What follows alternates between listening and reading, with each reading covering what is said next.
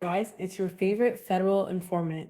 Listen, you guys, I am on vacation, but I wanted to pop in and talk about this thing that's going on. I know you guys heard about it. A lot of people have questions. I wanted to come and address it. If you guys don't know, Diddy told the defense and the prosecution that he wants them both to turn in similar cases like Diddy's. Okay. And by similar, it means you got convicted of one or two things of the Mann Act and you had no criminal priors. Okay. Now, a lot of the Diddy goons, the Diddy idiots were like, ooh, did he gonna walk? He ain't even been doing jail time.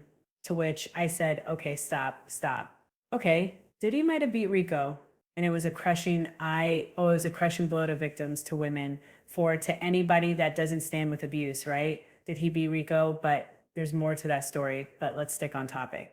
And apparently the jury said, we Present, don't care what and no happened with longer Jane has a and Cassie, voice who but will because you pursue were their justice for boyfriend her or their man, accusation. I guess you own them. As of the and you can taken do what against you Diddy, want. However, no the expansion one of the thing that kept investigation, coming up that a no lot of people isolation overlooked orders, was that no he was equipment convicted on access, two major sex no crimes. suspension of attorney Mann Act, communication. they are major federal crimes.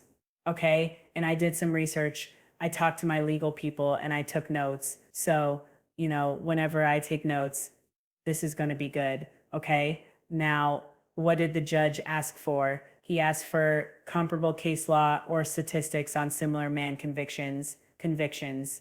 Now, first of all, this request is not unusual, but it is never neutral. It usually signals one or two things. One, that the judge is exploring options to justify a lighter sentence or release, especially if they're asking about parole eligibility, probation, or sentencing ranges. Two, the judge is building a case for why Diddy should not get leniency. By establishing how others were treated in similar cases, they could argue that letting Diddy off lightly would be inconsistent or unjustified. So the big question, all right, I'm actually being texted like Tay says. So the big question is what context the judge asks us in. And the thing is, if we look at the Diddy case, this is where things get tricky. The judges already denied bail and called Diddy violent. He read him to filth.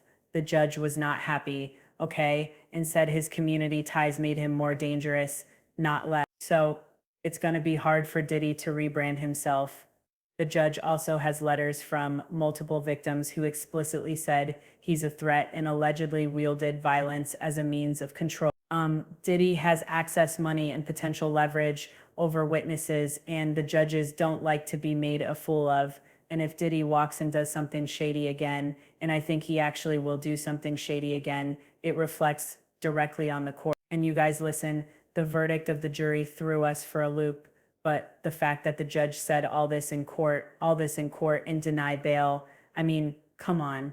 I think we can put two together. This does not look like someone that's looking to cut Diddy a break. And him being able to walk straight with time served, baby, that's cutting Diddy a break, okay? So why ask about the comparable Mann Act sentences? Okay, they said, listen, Tissa, there's three possible reasons. One, judicial cover. The judge might personally feel parole is risky, but is giving the appearance of objectivity by asking both sides for precedence. That way, no one can claim bias later. Now, he might be appealing his decision for when he sentences him. If Diddy's team appeals any eventual sentence, the judge can say, I reviewed the sentencing ranges and outcomes for similarly situated defendants under the Mann Act, and the sentence falls squarely within that range. Or the judge also might be testing boundaries. Maybe the judge is trying to find out how lenient or harsh they can go without being reversed. They could be considering probation in theory, but still leaning towards prison unless Diddy's team provides extraordinary mitigating evidence. Now, let's talk about that mitigating evidence. Remember when I told you guys that Diddy's team, I believe, are trying to shut up any content creators that are still criminal with them, and they feel like if they shut down the content creators, then they can start on this rebrand. Think about it. You shut us up by July, August, September, and then you got a little bit of October to get this Mother Teresa Hail Mary that they think is going to wipe Diddy's record clean. Unfortunately, Present, a lot and of no evidence longer that has the a jury voice wasn't who will shown, a lot pursue of witness justice for her statements and accusation. affidavit that the jury didn't see. As of the The taken judge is against privy Diddy, to all that, no and all expansion that of is the going into his investigation, decision. no isolation Okay, orders, so again, no I equipment actually access, said, but no do you really suspension of think there attorney is any type communication. of risk of Diddy walking with just parole? I said no, but I had to take it to the people that actually practice law. And they said right now, Tissa, it is super low. And I'm like, okay, but why? Because y'all also said it was super low, that he was going to beat the RICO charger. Well, that's not true. They said the Cassie charges were super low. They said, one, the Mann Act is a serious federal charge. And even though it's sometimes used strategically in civil or hybrid cases, judges take it very seriously when paired with violence and pattern behavior. Judge Aaron, when did he was asking for bail, said not only is he violent, but there is a pattern of violence. Public sentiment, they also will take this. It's low because public sentiment and visibility are sky high, and the DOJ knows this is a credibility test. Again, remember, Maureen Comey said this is chilling for victims. It will have a chilling effect. And if the judge already said Diddy is violent and a threat and denied bail, and then suddenly letting him walk would make the judge look wildly inconsistent unless new facts came to light. So what do we think about the judge? This is just my personal take. I think the judge is doing due diligence, checking to see if there's any legal wiggle room, but based on prior comments, it sounds like this judge already sees Diddy as a danger, and it's just asking for case comparisons to legally reinforce whatever sentence he's already decided on. So unless Diddy pulls a legal rabbit off the hat, he's unlikely to walk with this parole. This request is probably more about sentencing justification than lenient. Okay, so here's the thing, right? Okay, what type of language? And I just want to refresh your memory, the type of language that slams the door on parole or probation. And listen, let's get into this. He said Diddy was a batterer. This is not just commentary. That is legal language or phrase. It suggests a pattern of violence, not a one-time incident. And the judge is accepting allegations as credible and maybe treating them as established facts for purposes of sentencing or bail decision. And it undercuts any claim that did violent behavior is isolated, provoked, or misunderstood. Judges should casually just don't throw out that word unless they want it to stick around on the official record. He also said, your client admitted he is violent and tried to preemptively enter a batter program.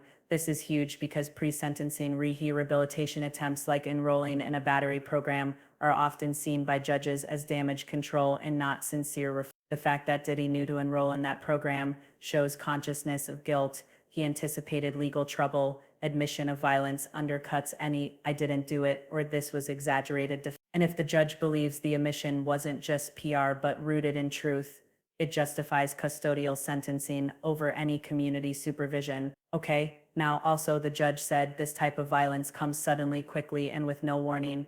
That's a judicial finding of dangerous. They said that the phrasing means that the judge believes that he is not in control of his violence and that his behavior escalates. It's impulsive and it's unpredictable. Judges use this language to justify detention, especially in bail or sentencing memos. It also implies that even if he's calmed down, he could explode at any moment, which is true, and we can't risk that in the community. That is a direct argument against probation. Now, when you hear all that, I have to ask you, does this sound like a judge that's gonna let Diddy? I mean, let's be serious. Even though I'm scared for the Diddy goons. What are they gonna do? Hold a visual be standing outside with a boombox begging for him to be let out of jail. I can't wait to see this. They said so again. I don't think it does, or actually absolutely not. If anything, a judge is building a sentencing record that says even if this man has money, power, and influence, he is violent, he is dangerous, and he is incapable of safely existing in the community. He tried to game the system. Who will pursue justice for her accusation. What he did,